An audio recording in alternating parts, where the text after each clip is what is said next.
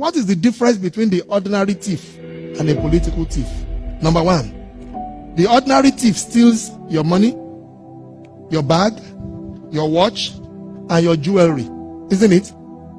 But the political thief steals your future, your career, your education, your health, and your business.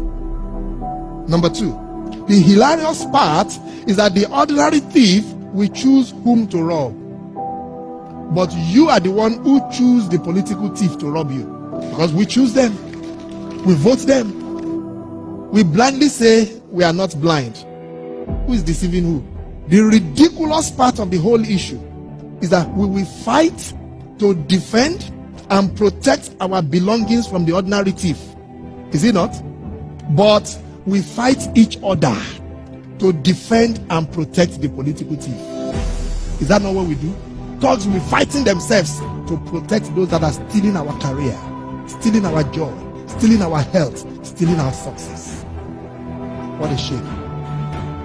What a travesty. It calls for us to think and think deep. The stage we are in as a country is not a stage where you become an onlooker. You have become an onlooker for too long. You must get ready to put your hands to the plow and be part of the process.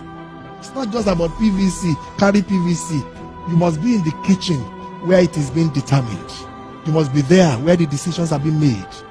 We are there in our numbers, they cannot outnumber us. But you leave it aloof. Oh, no, it's too dirty, it's a dirty game. And then the dirty guy is getting to the game of play. And you are there not showing up. And when they begin to make the decisions, you will know whether it's a dirty game or not. The result is always dirty on yours. Dirty on your health. Dirty on your business. Dirty on your success and your career. I hope that is stirring up something in you.